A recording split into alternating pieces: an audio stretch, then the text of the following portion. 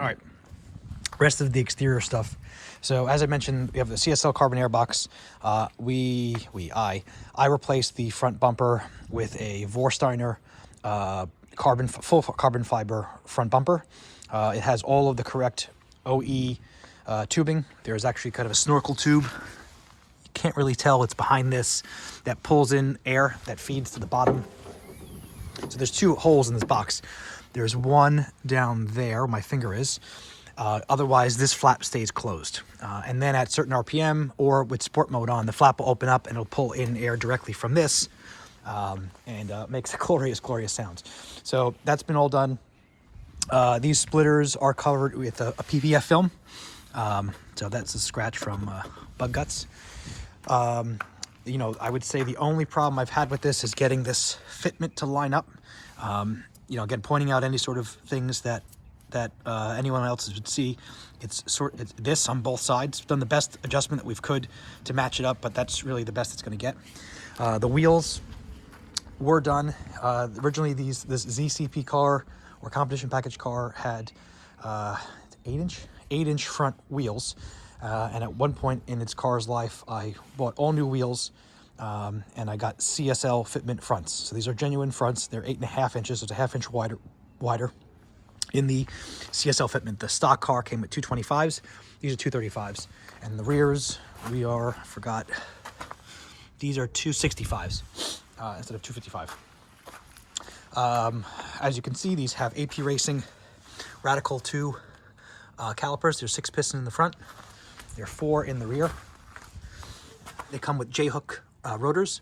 These are incredible brakes. They're lighter than stock. They look fantastic. They fit the wheels really well. And they give the car a really nice presence. They don't make any noise, and they stop exceptionally well. There's tons of pad life on there, and tons of life left on the rotor and the hats. So that was done. And then in the rear, only change here. There's a couple. One is there is a carbon fiber rear diffuser painted in Interlagos blue with the outside left as exposed carbon fiber. Again, you know, kind of pointing out any kind of flaws. We have not been able to line this up. So there's a little bit of a lip. It's very difficult to see from kind of far back. Most people won't point it out, but again, just want to point out any sort of flaws with the car. All the PDC sensors, they all operate, they all work. The exhaust is a genuine CSL exhaust. It's a little lighter than stock. And then I also have matching X-pipe, which you'll see in some of the pictures. There was a whole suspension refresh done in 2021 as a result of fixing the, and I have a windshield sunscreen. Pull this up for a second.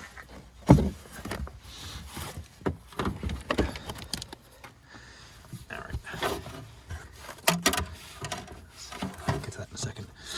So the car, as you could tell from under there, has been fully painted with the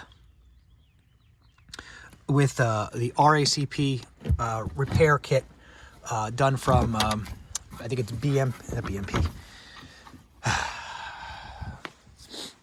Whatever the name of the company. It'll be posted on the post. So full subframe reinforcement has been done. There were some cracks in the subframe that were repaired. The guys over at Synchro Design Works here in Atlanta, or Smyrna, did the work. And as a result of doing that, when you bond, we used solid aluminum subframe bushings because when you put in the reinforcement plates, after you make the repairs, it changes the height of the rear subframe itself. And so it required the use of some different suspension components. There's a Turner adjustable rear control arm. Let's see if I can get that. There we go. Okay, let's see if I can point that out. So that right there, that long black bar, is adjustable, and that was necessary in order to maintain the correct camber for the rear. And then we've got Öhlins Sport shocks, both end springs in the front and rear. As you can see, the whole subframe has been kind of cleaned up. And we also installed new, see the 391 or 410, I gotta look at the receipt, PW Motorsport differential. In the fronts, I think we did Vorschlag, if I remember correctly. I have pictures of it.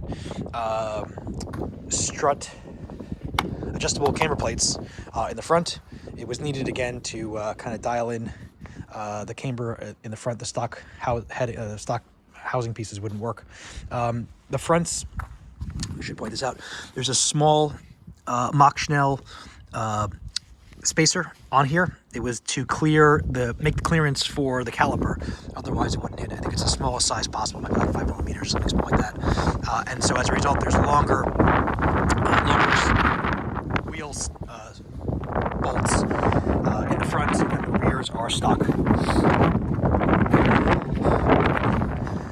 What else can I show you? Car does have a CD changer. No CD changer. My other car has a CD changer. GPS nav, DVD. These are the adjustment valves for the compression and rebound for the Ohlins. I have the full toolkit. This is the key for the fronts.